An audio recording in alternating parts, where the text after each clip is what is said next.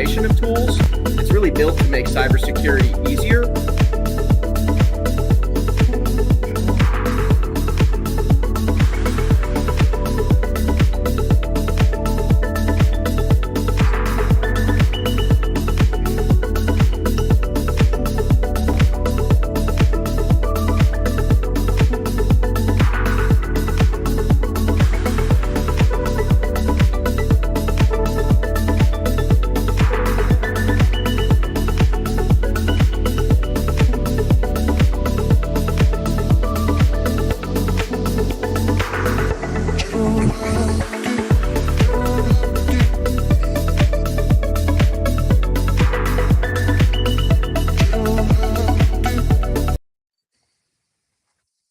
Welcome back to another episode of MSP Cyber Roundtable. I have with me Chris CJ Johnson from GTIA, and he's going to beatbox for us now. Anyway, I was not planning on that. Well, so I have a hard time. I can't keep track necessarily of which people out in the world know you as CJ and which of them know you as Chris Johnson. So CJ started in 2022, really. Okay. So when I came to GTI as an employee, that's when that started. So it's funny, and I'll just share this quick. So I was hired, Wayne Selk was hired, I think the month or two before me, 60, 90 days. We did our in-person with all of the GTIA staff, and Wayne did the introduction, shared with the group that, hey, I came on to be part of cyber programs, and said, his name is now from this point forward known as CJ. We will call him only CJ, and we will never refer to him as anything but CJ. And then over the course of the next 30 minutes, he kept saying, Chris, make a note of this. Chris, would you make sure that we talk about this later?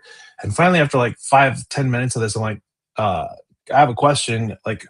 Which Chris are you referring to? He's like, you. And I go, I did not take any notes on that because you said specifically you would never call me that again. So that's on you.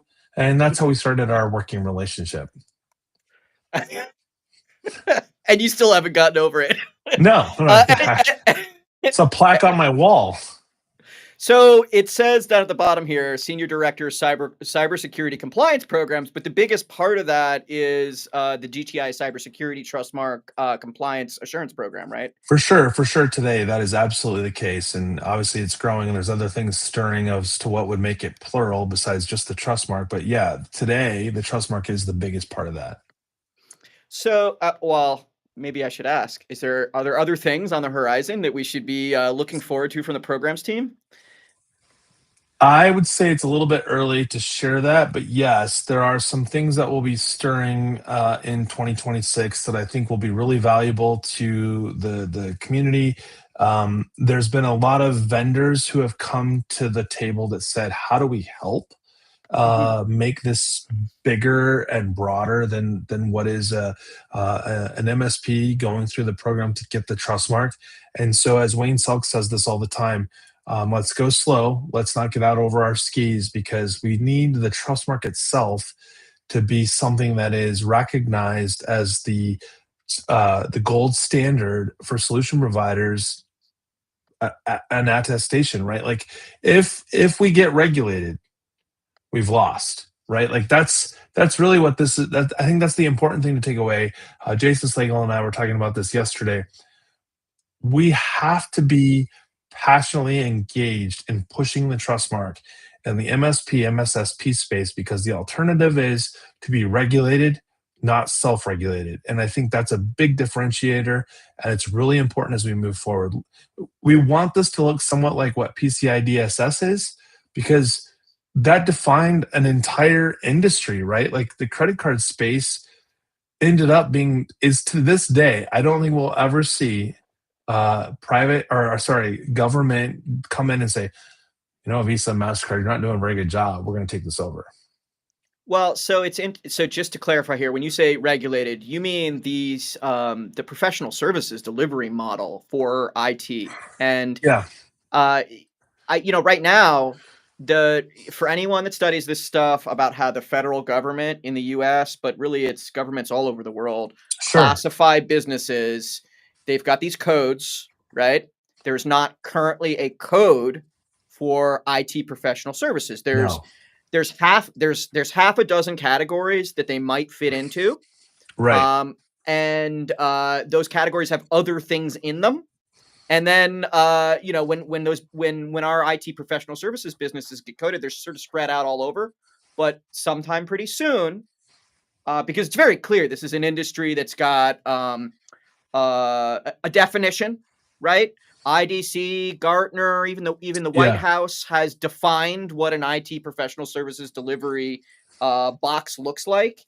And Yeah. so when we see those codes updated, right, all of a sudden we're going to have all these businesses that could then be targeted with regulation, and maybe before that, maybe we don't need to wait for the codes, but the the reality is the government hasn't got around to pointing their finger with legislation, but it's coming. And unless we can create our own standard and say Sure. we're going to self-regulate, so the regulation's coming no matter what. The question is, are they going to cede the ability for us to self-govern it? There you go.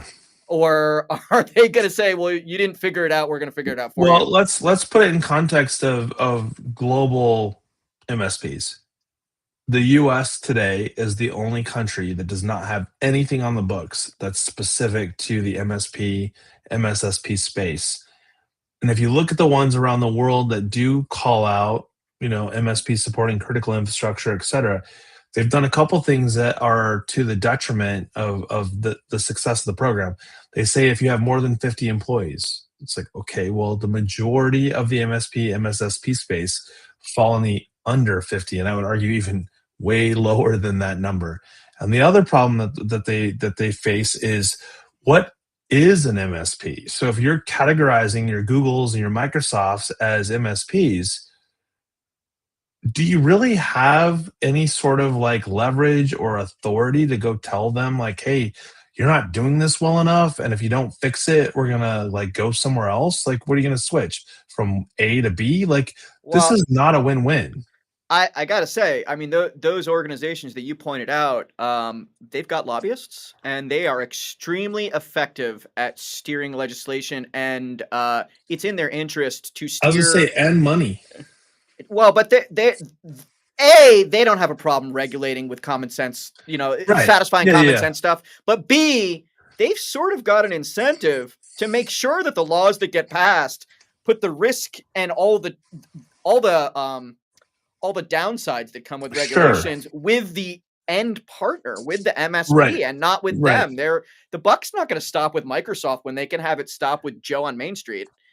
Right, and I think when we look at the reality, I think there's some things that are happening in this industry that maybe we haven't taken a step back to think about, and that is, you know, who supports the municipality in, Jackson Hole, Wyoming, right? Like it's, oh yeah, that's a big company. They can lobby too. No, it's probably Joe's IT. It's like Well, and we've seen this already, right? In the yeah, federal government, over the last 20 years, there's been a series of, if you're supporting the federal government, you need to be this tall to ride the ride, and now we're seeing that at the state level, yeah. and the DoD has just come around for round two on that with CMMC because they did DFARS back in 2016ish, and now they came Yeah, back with let's talk about that for a CMMC. second. Let's talk about that for a second. I have some issues with where we're at today, and I don't think we have time on this episode to talk about it. But like, guys, this was a reality in 2015. It's Yeah. 2025, and we're still talking about what you have to do to be compliant. 800 didn't just materialize yesterday as a new thing. Like it existed. And I think you got the False Claims Act and some other things that are like, hey, if you're telling the when you bid that you're good, like I hope you are, because if you're not, the False Claims Act will bury you if you get caught. Yeah, well, and that's some contractors do get pinned to the wall, but We've seen it. It's I worse than HIPAA. it unfortunately it doesn't happen enough. in my opinion. But Fair, fair. because we have all these regulations, but ultimately there's actors that just don't care, Yeah, and the attitude is, well, we'll see if they catch me, and and a lot of them get away with it, sure. and ultimately they're the ones creating the lion's share of the risk.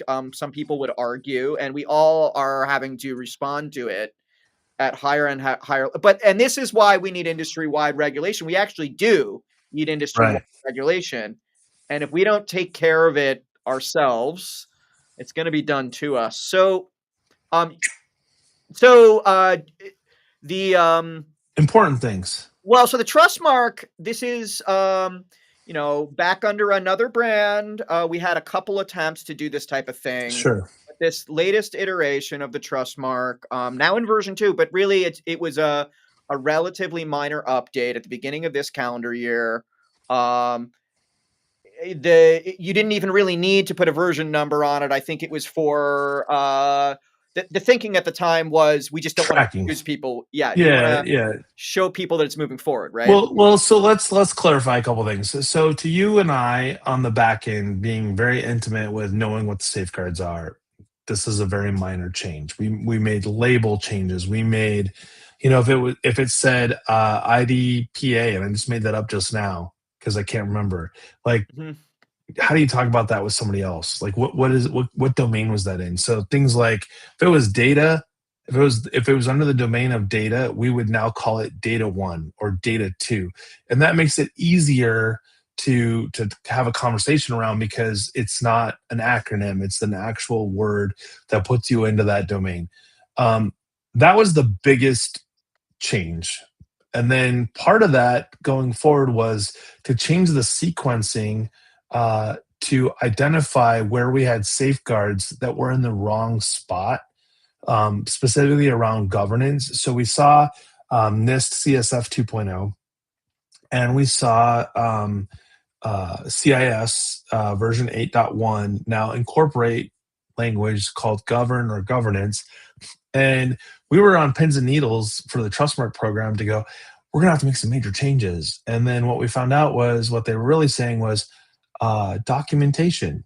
And that's really not true governance. Documentation is a part of what happens inside of good governance, but it's not the overarching what it means to govern an organization. And I think, sadly, the industry at large has lost sight of what governance is about, and they've turned it into like, oh well, if you document this, that's good governance, and I would argue that that is not the case. So we said, okay, we don't have to make any major changes here, but what we're going to do is ensure that all of the safeguards that matter from a governance standpoint get moved into the governance and leadership container.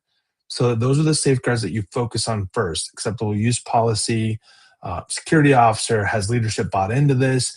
Those are really important things for the program itself to be successful. And I would argue that if you tackle any framework and you haven't done that, you probably aren't going to do a very good job of working your way through that framework either. And then the last piece is prompts. Why prompts? So Miles Jobgen and I were sitting there looking at, when I stumble with a safeguard, I don't understand the spirit of it, or the guidance seems like overly complicated. What if I were to ask you several questions about the safeguard? Like, do you have the following as a question? And you're like, do I? Uh, the idea is that it would trigger the thought process of looking closer at your own organization, like kind of like looking in the mirror and asking yourself questions. But if you don't know what questions to ask, that's what the prompts are for. We're giving you questions to ask yourself in the mirror, and then you go, oh, yeah, we are doing that. We are doing those things. Because the reality is, safeguards in any framework were not written for your business, right? So, like, maybe it was written for an industry, maybe it was written for a data type, but the reality, it was not written for you, the 3-person MSP, or you, the 30-person MSP, or you, the 300 MSP, right? Like, it wasn't written to you. So when you read it, sometimes it seems foreign. And the idea was prompts would help make it seem like it was talking to you. I think each of these deserve a drill down. Um, Okay. I unless you disagree, I think that the audience can appreciate typographical changes. I don't think we need to Sure. talk about them a lot, but I want to talk about ordering the controls and grouping the Yeah. controls. Okay. And I want to note, I'm going to bring them up on the screen, but before I do that, All I right. want to note that most cybersecurity frameworks do not have a specific order that they recommend you implement in, because Sure. most cybersecurity frameworks were written with the idea of, oh, you've had pros in there forever, and they've been running the cybersecurity program in there forever, and we're going to use this framework for you to codify what you're doing. And in the real world, people have to do this for the first time at some point, and they need some guidance on what needs to be done before what order of operations, and Sure. also what is recommended over, like, what security things have a higher return on investment and they're recommended over other security things, because we all have limitations and constraints, right? So I'm just gonna bring up. I think we could talk about the order and the levels maybe at the same time. Sure. But so we have these three levels, which are loosely correlate with CIS levels, right? Yep. No, not loosely. We follow that thoroughly. So Thoroughly, unless but there's there's additional controls, right? So yeah, so if you think about what is it, 150, scary that I don't know the exact number off the top of my head, 150 something safeguards for CIS top 18, and 177 safeguards for the Trustmark. The mhm, difference of the 30 some safeguards that make up the difference, we went through as a group and identified if they were level 1, 2, or 3, following the CIS model for the same thing. yeah. So just to make that simple here, in the CIS model, there are level, and by the way, there are other frameworks that have levels, but I Sure. just want to address the levels first. The idea here is that if you only have $100 security, you should Yeah. spend them in this bucket before spending them in this other bucket. And there's a bunch of reasons why that is. One of the reasons is it's higher return on investment, but another other reasons are some of those other things are hard to do if you don't have the right talent. Some of those Sure. things are impossible to do if you don't have the prerequisites complete. That is, you could buy a really sophisticated widget, and the widget will not do any sophisticated, it won't accomplish any sophisticated goals because it's missing a prereq, right? So here's the levels, and it's we have 83 on level 1, which is a lot. And then we have an additional 75 on level 2, right? So when you Yep. look at that number, you realize, oh, it's really good that we can get, halfway to that really big number. And then Right. there's just another 20 or so that are really, they require a very high level of sophistication, both in the talent, but also they're expensive things, those extra 20. And I think the industry has agreed that you should be rounding out the stuff on level 2 Sure. before you tread into that Well, ground. I mean, look, if we're, in my humble opinion, if you're an MSP or MSSP, this shouldn't be complicated for you because you have the skill set and strength to do this in-house. It's whether or not you're prioritizing it, and it's fair to say no because you have a business to run, and there are other things that you may have built out as your focus that's not cybersecurity related, and Mhm. and I get that. When you think about when the CIS Top 18 was built, they didn't say, like, if you're a company that has 5 employees or a company that has 5,000 employees, they just said this is important to any business. The levels came into play because even your Fortune 100 companies were struggling with the implementation because the prioritization and, I hate to say this, but the word change comes into play with how you've been doing things versus how you should do things that you haven't considered before, making it very difficult. So the levels came out and it's a capability, not the size of your organization, right? Like, is your organization capable of doing this financially or, like, right? So, like, either you have the resources in house to do it or you have the financial means to engage a third party to help you pull it off. And I think that's missed a lot, where it's like, I can't do that. You can't do that because you don't have the resources in house to do it, or you don't have the means to pay to get it done. And I think that's the part that's often missed, is that, in that world. But here's the funny part: MSPs are not the same as the flower shop down the street or the movie theater, right? You are the people that will implement, execute what is called out in these safeguards. The movie theater might not have the staffing to even remotely consider level one, two, or three. I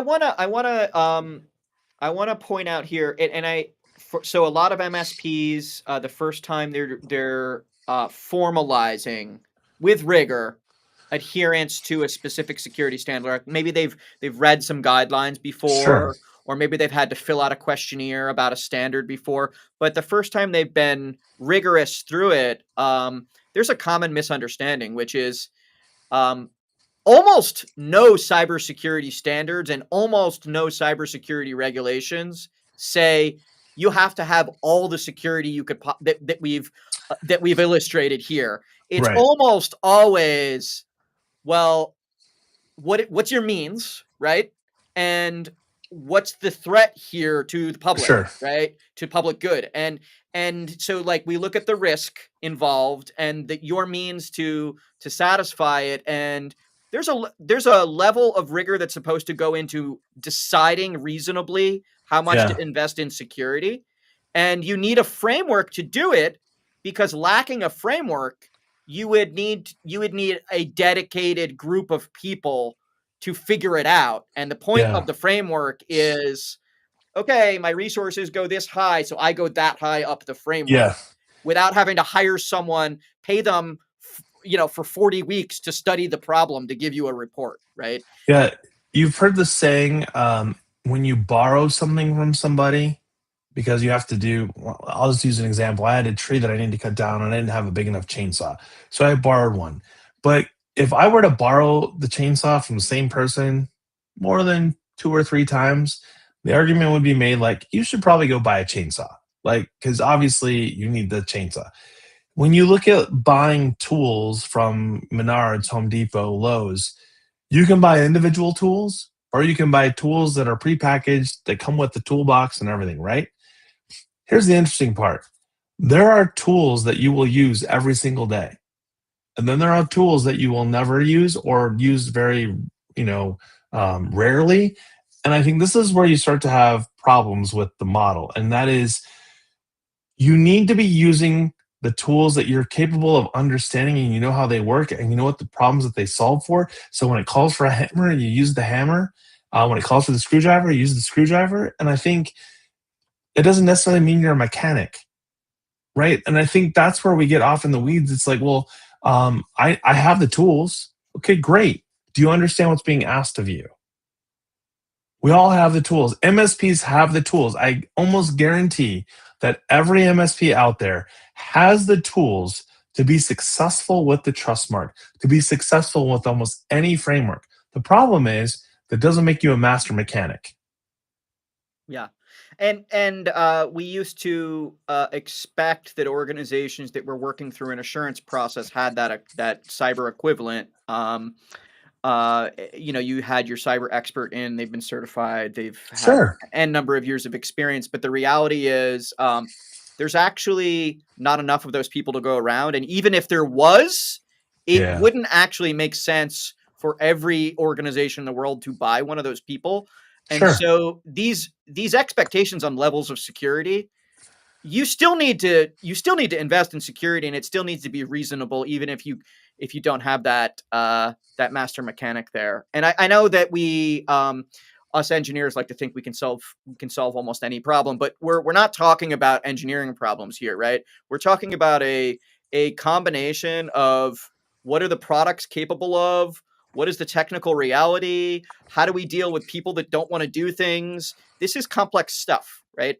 Well, I mean, look at the bridge that got built that fell Oh recently yeah, in China. yeah, Like, I'm gonna tell you right now, I bet those engineers that put together the strategy for that bridge were brilliant. yep. That doesn't mean it was meant. That doesn't mean that that's where they should have built that bridge, or they should have built it with that material. I don't know if you've ever.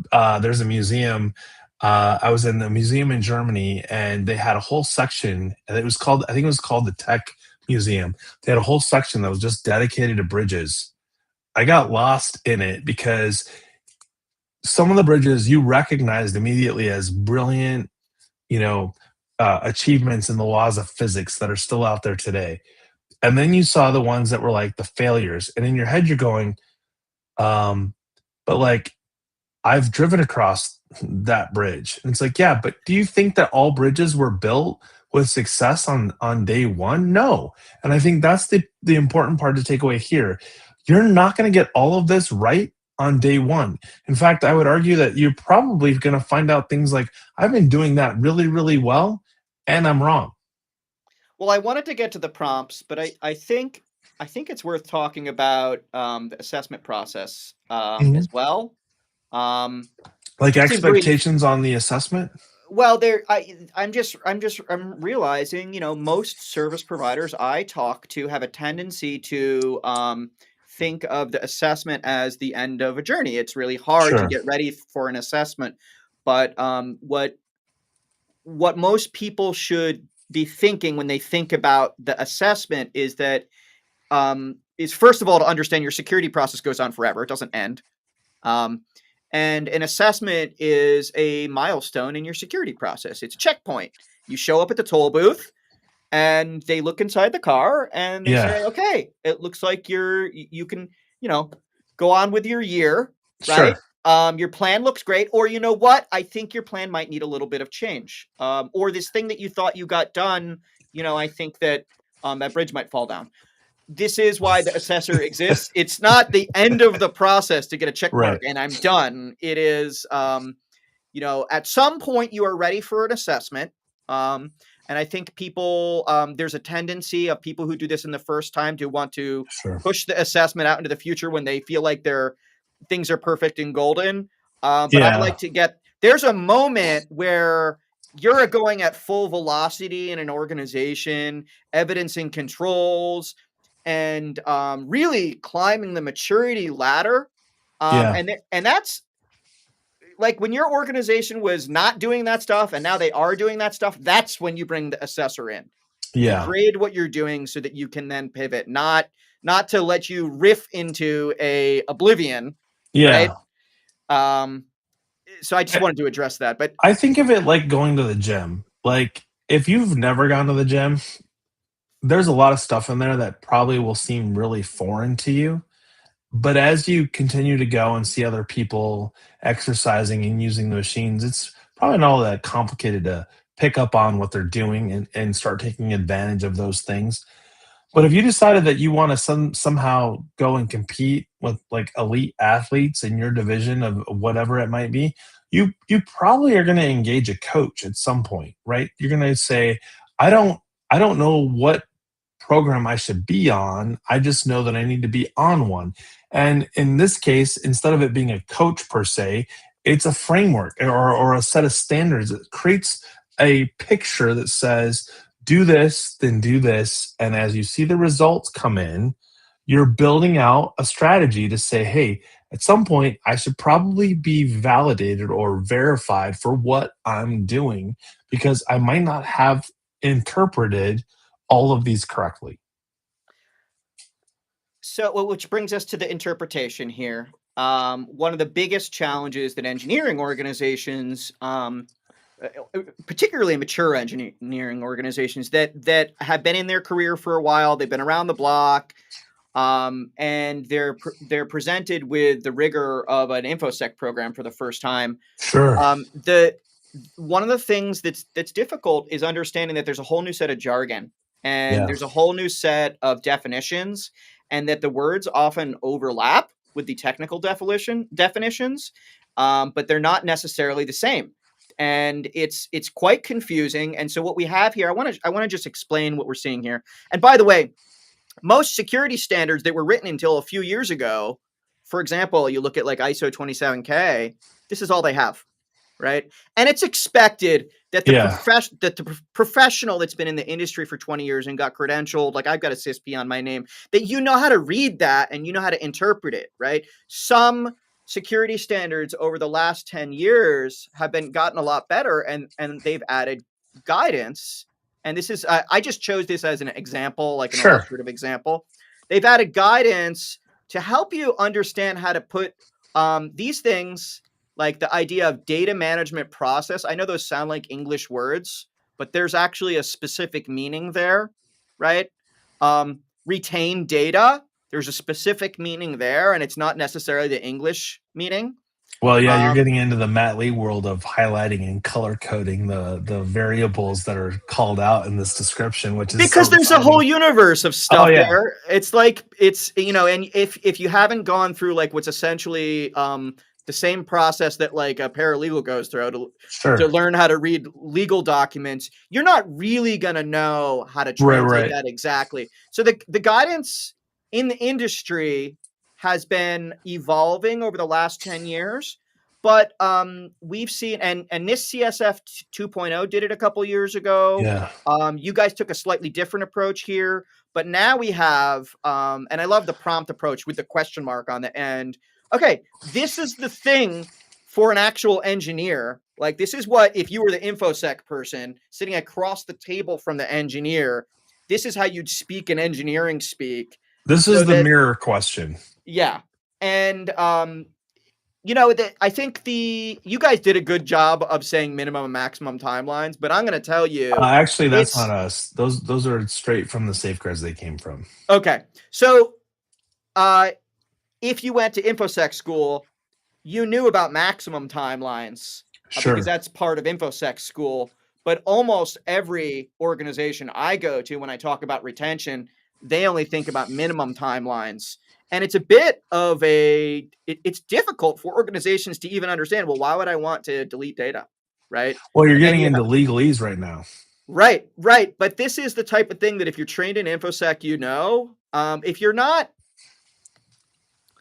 like this one, but no longer than required, right? If you're not asking yourself that question, you're not actually going to meet the requirement here in the control, So right? let's use this one. This is a fun one. So I think about if tomorrow you found out that your partner, your wife, your girlfriend, whatever was going to have a baby, and so you went to the doctor and they did an ultrasound. Well, they took those pictures, right? So fast forward, you have the child, they go to college, they do all these things. What's the timeline for retention on that data that started all the way back when they were in the womb? Is kind of getting into this, right? So the minimum and maximum, I would argue that for a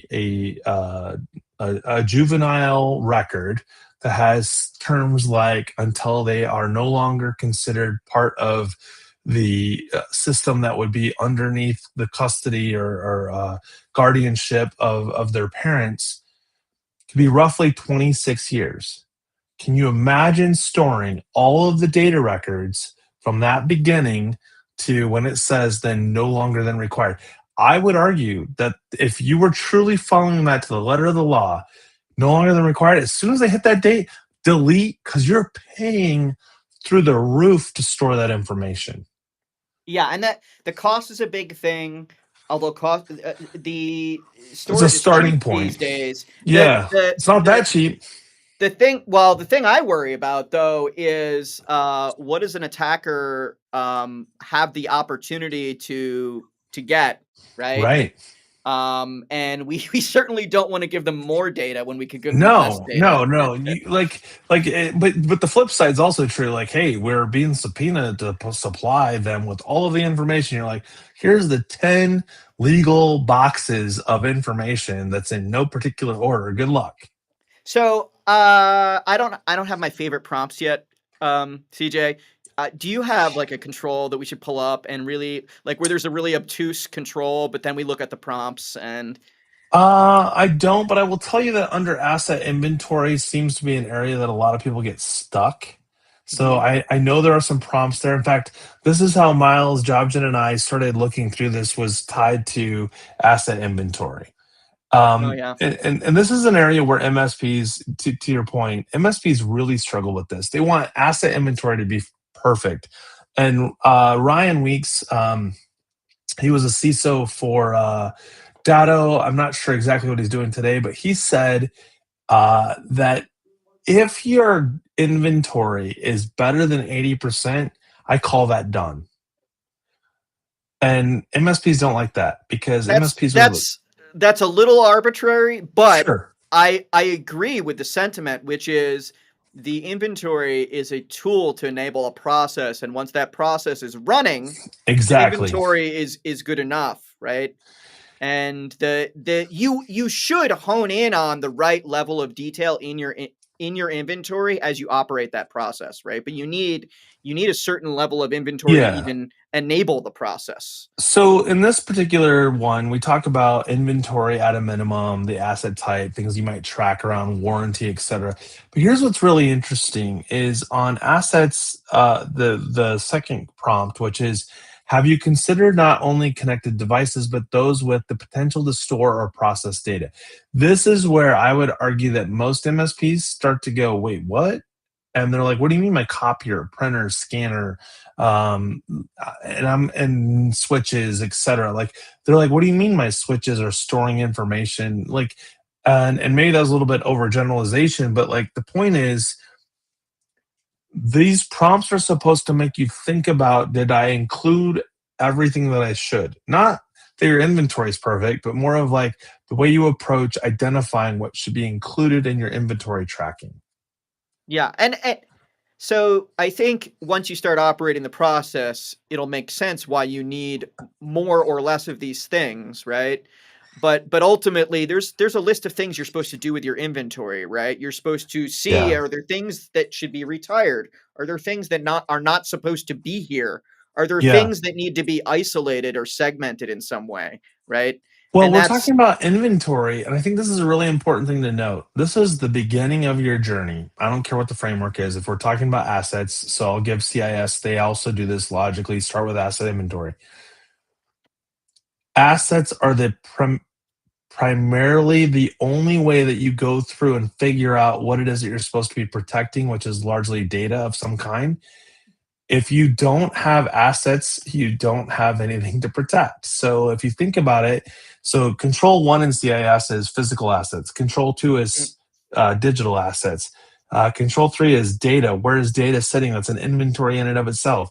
And continuing on that logic throughout the entire control domains, all of them have, I shouldn't say all of them, a lot of them have a governance model that says, what is the inventory before you do anything else? Like you can't protect that which you don't know. yeah, so the data one is, of course, this is like the area I pick on in 2025, because it is, without fail, the most important security domain that pretty much the whole planet's failing on right now. Right. And Let's be uh, honest. yeah. So and there's even regulations written. You need to do so and so for data security, but as a security specialist, right? Someone that Right. specializes in defining terms in information security, data security is a specific domain, and Right. you cannot actually do the data security things if you don't have a definition of what your data is and where it's stored, and you know, all of that starts with the inventory, right? And you can't just say, well, we Sure. have data on all of our machines, Well, or I'll give as you we've a been doing. funny. Yeah, go ahead. No, I'll give you a funny. So before I came to GTIA, I used to do maturity assessments for MSPs, and I probably did over the course of like 3 years. I probably did about 200 assessments. And ironically, what I found over and over and over again is that there were areas that they were really really good at that were actually false positives. So like if you're really really good at respond and recover, but you're terrible at identifying your assets, that means that you're only good at doing it with the assets you already know. So you So like it's a false positive because over here something is happening that you're not even included in, and yet you're like, but yeah, but these 9 devices on this VLAN, I know that if something hits those devices, I got this. yeah, this is where SOC 2s really fall down. But in any case, I run Or into that all the stands time. up, right? Yeah. Or stands up like, hey, we did SOC 2 on VLAN 7 or whatever the VLAN was identified as, and this is how it performed. It's like cool. So can we apply that SOC 2 audit against the other VLANs that you have? Oh yeah, let's do that. And then you find out that you were wrong, like that you only had it dialed in for one VLAN. So SOC 2 is not the problem. It's that the Yeah. idea is that you've got this false sense of security because of what was audited past.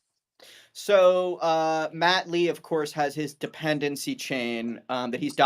documented to the nth degree, and I think for most MSPs, that's really like the deep basement. You don't necessarily need to crawl in. That's really the assessor's If job you're to tell crawling in a you. basement, that's called a crawl space, not a basement.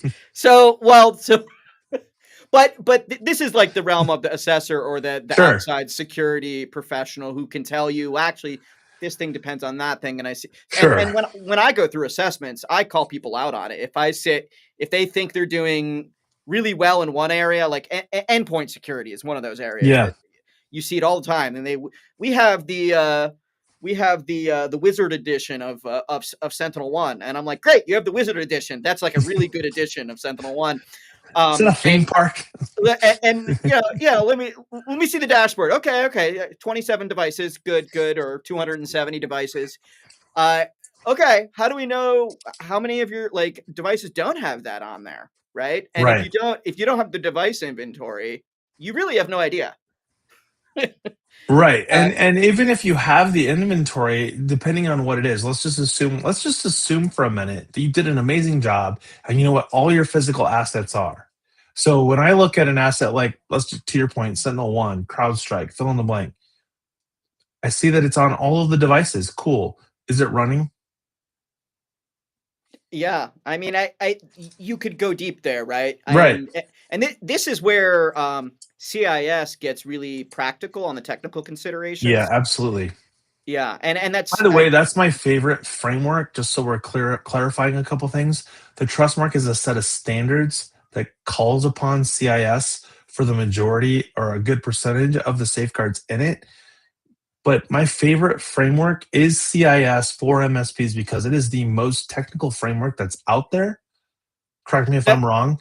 well, I don't know about most, but it's definitely way up at the top. Okay, that's fair. And and there's other reasons why MSPs should choose CIS. There's a list of reasons, I think, but I will tell you that if you look at NIST CSF version 2 or 1.1, especially, in fact, the Trustmark was built originally around NIST CSF 1.1. The ambiguity that has started to become oh, it's prevalent in the horrible. NIST space is like if you go back 20 years, and I think I can't remember who it was I was talking to. I think he works for uh, um, now I'm drawing a blank. Joy Beeland. I'm trying to think of her company name. I remember having a conversation with him talking about like 20 years ago. If you looked at NIST in a spreadsheet, you just scrolled forever. There was so much information with granularity on what you needed to do. And then fast forward to 2025, and now it's like single cell row So it across with no NIST expansion. CSF, I can't stand it. First of all, Oh, I literally hate NIST CSF, and I was really hopeful that version 2 was gonna bring some improvements, but they don't even have a two-factor authentication control. 2.0, I'm just gonna be honest. They, I try not to judge, but version 2, I was disappointed. I thought they were gonna really bring governance in, and no, they brought governance into this like pretty infograph picture, and then that was it. well, they it's a hard problem to solve, first of all, but the reality is that there are reasons why a someone should consider using that standard when communicating about security, but it The is standard's not the definitely. problem. It's actually quite brilliant as a framework. If you read it for what it represents, NIST CSF version 2 is extremely valuable, especially when you're talking with other businesses besides MSPs. Well, it's I mean, I see it as a Rosetta Stone because it's a place where all the standards in the world can come to meet. But the problem with that is you literally can't implement security without another standard. Sure, And like it's like saying ISO 27001, but to implement you need 27002. yeah, well, yeah. Well, and then you tell people you've implemented 20,002 controls and they're like, "What's that? I thought it was 20,001." You're right. You're right. Like, no, I did this thing, but this thing helped me do it. And you're like, I'm lost. Yeah. NIST CSF contains a list of security concepts, but it doesn't tell Yeah. you how to do anything. And CIS and thus the trust mark, it really does tell you in 2025, this is the best practice for doing this thing. And if you're not going to do it Objectively, objectively, and if you're not going to do it exactly this way, tell me that's you're okay. compensating Yeah. control. Yeah. Why? Why are you Well, not doing it this way? And actually, what are you doing instead? that's a great thing to say. Like, what you just said is, I think, really important. Like, our job is not to tell an MSP that you have to get to perfect to be a valid MSP. No, all we're saying is that whatever it is that you're doing today, is it in the category or in the vein of the spirit of the safeguard? And if it is, does it partially meet? Does it fully meet? And anything beyond that, that's not what we're about, because exceeding the requirement is great, but there are a lot of safeguards that exceeding what is being asked of you may be financially more than justifies the remediation for whatever it is. So Phyllis Lee says this all the time. If the investment that you're going to make to remediate the risk found in a safeguard that you have not, the gap that you have, if it costs more than the value you get from doing the remediation, that might not be in your best interest. Yeah, and so that's a complicated box to open. It By the is way, very complicated box to unpack, but yes.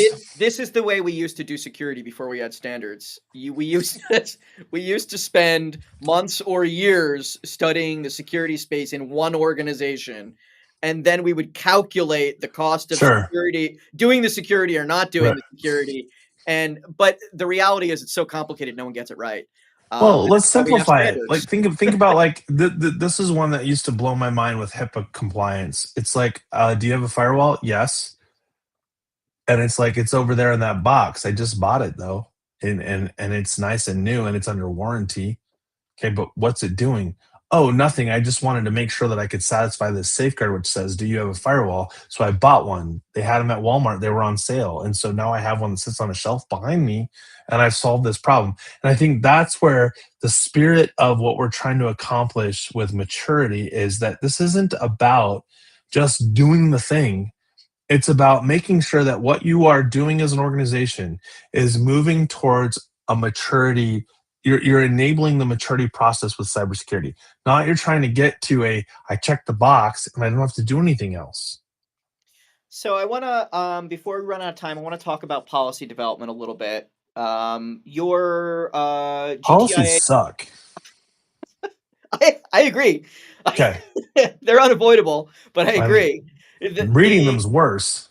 the, the I don't know if reading is them worse. Writing them's pretty bad too. That's fair. That's fair.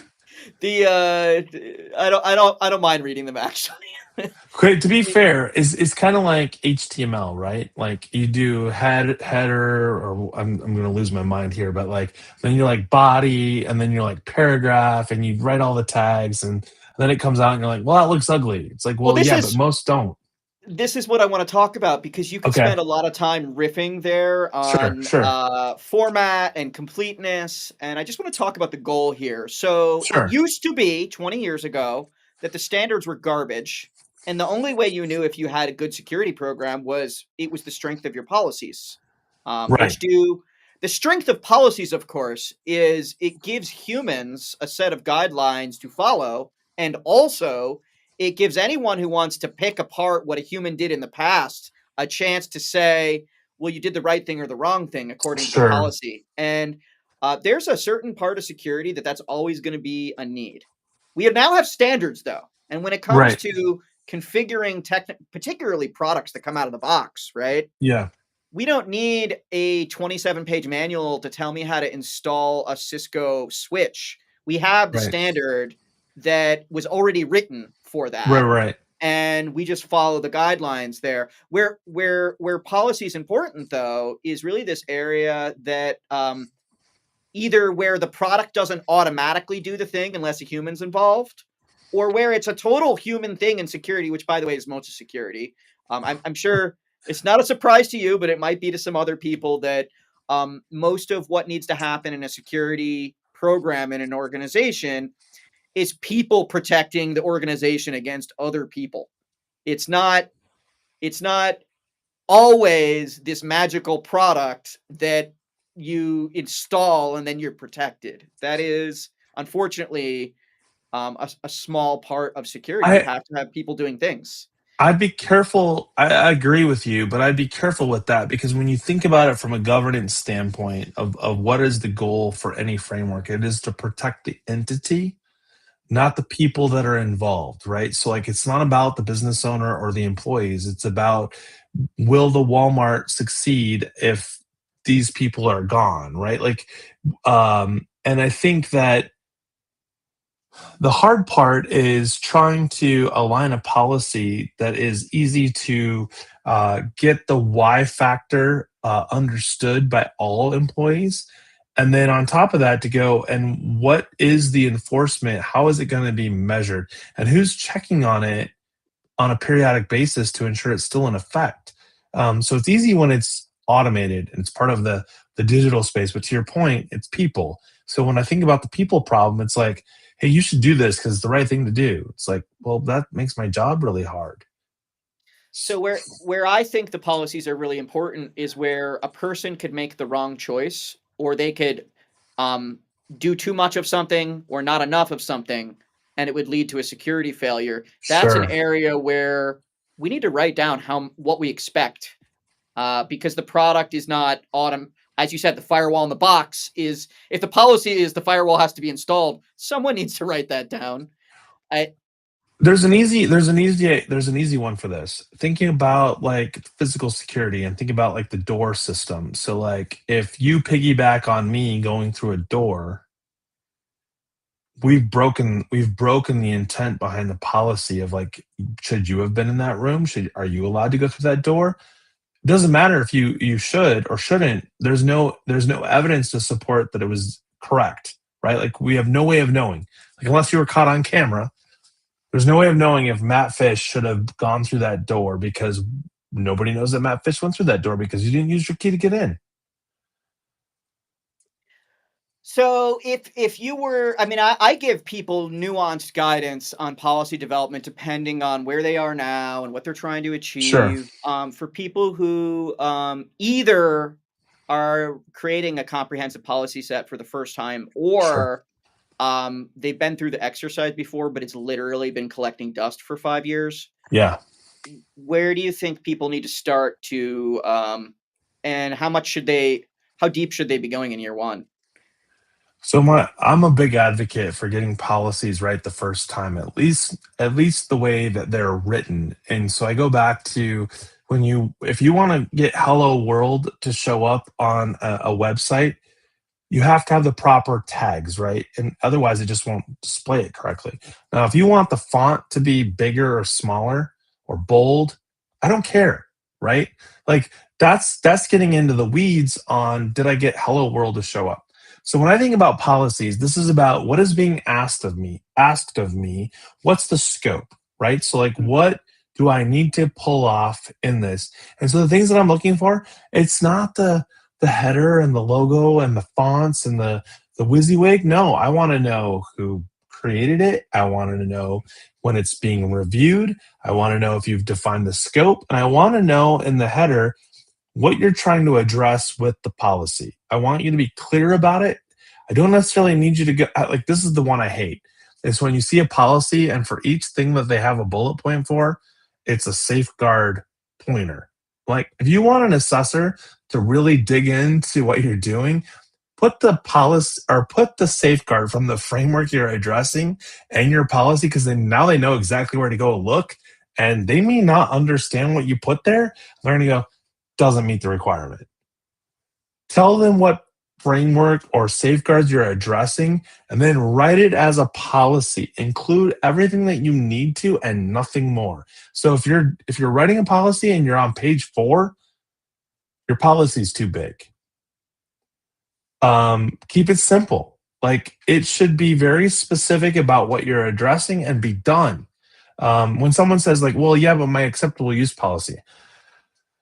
Okay, let's think about that for a minute. Do you have a BYOD policy? Do you have a password policy? Do they live in your acceptable use? That makes sense. But that doesn't necessarily mean you have to have all the details about how passwords need to be created and SSO and all that.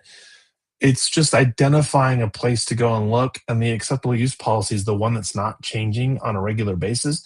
Your password policy or your password requirements might change frequently, and I think that's the thing to note. Policies are to be written and be done with. They're reviewed annually or when there's a major change in your organization. But if you're checking on a policy more frequently than that, I would argue there's something wrong with the policy. All right. Well, I think I could ask lots more policy questions, but we're almost Sure. done with our hour here. Don't Uh, ask me to write your policy. what? See, you're just gonna cheat anyway. The, Copilot, I'm sad, but I need a the policy for this. Can you help me? uh, all right, but I wanna for people who are not GTIA members currently, Sure. or maybe they didn't make the switch, or maybe they were a member of the community in the past, they no longer are, or they've heard of GTIA, Yeah, but they don't really know what the benefits are. Uh, I I guess I need you to stump for a minute. Why is this community really? I think it's unique. sure. Um, and I think it provides a lot of value to membership. But give me the pitch here, and then a short one on the trust mark as well. So I'll keep it simple. So we are an association. We're a not for profit association where you can bring your ideas and your thought process to a space that's safe. So when I first became an MSP and got involved with what was then CompTIA, it was that it's polos, no logos. Like you don't know the person to your left or to your right, but you're talking about solving passionately similar problems within the industry. Now that's I very much like simplified it to a level that's maybe oversimplification. But here's the thing. MSPs, MSSPs, vendors, we all are trying to work towards the same end goal. Vendors are working with MSPs, MSPs need vendors, vendors need associations and memberships, and so do MSPs, like peer groups, um, distributors, the list goes on and on and on. And together, we change an industry because we're part of the same strategy and forward thought process effort going forward.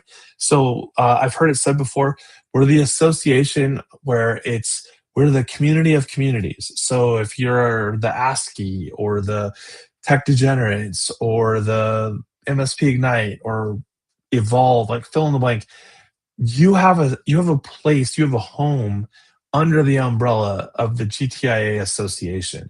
We care about you. We want to be where you are. It's not, I think the first testament to do you care about me isn't come to my event. It's, hey, where are you going to be? I'll meet you where you are. And I think that's a big one. I think that's something that's evolved over time. But then specifically to the Trustmark. So if you go to gtia.org/Trustmark, you can fill out the interest form, find out more, become a member of GTA if you aren't already. But here's what I will tell you. As an MSP, MSSP, if you want to differentiate in our space, do you want clients that are like, hey, sign off on my insurance questionnaire? Or do you want clients that say, hey, I need help filling out this questionnaire? And also, my current MSP or the MSPs I've been working with, they don't seem to understand the importance of cybersecurity. How can you help me? And I would argue that this is about risk, and the Trustmark helps remediate or minimize risk both for you as an MSP and for your clients. If I was going to find an MSP today, I would raise this question. What makes you the right MSP for me when I have to do all of these things in the cybersecurity space and you're just like all of the other MSPs that are out there?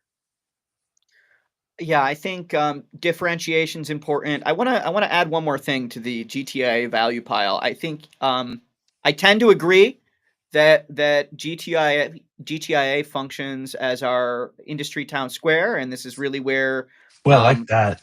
inertia is created and maintained, right? But also, my observation has been individuals, MSPs, Sure. and individual professionals who contribute in the community tend to bring home more value than they put in.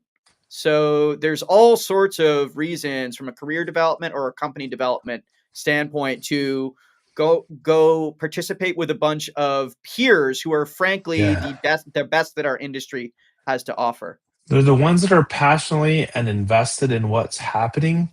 And even if they aren't the most experienced or have the most knowledge, their passion, eclipses that to the point where it doesn't matter, right? Because the collection of the group will overcome where there are limitations, and that's how I got started. I didn't know anything about anything, and I got plugged in, and people took me under their wing and they put me in touch with the right people. And as my business grew over time, I knew that even when I didn't have the answer, I knew where to go and get it. All right. Well, we're out of time here. So thanks for coming back here. You bet. And Anytime. to all of our listeners, viewers, gtia.org and fortmesa.com. And see you again next time. All right, sounds good.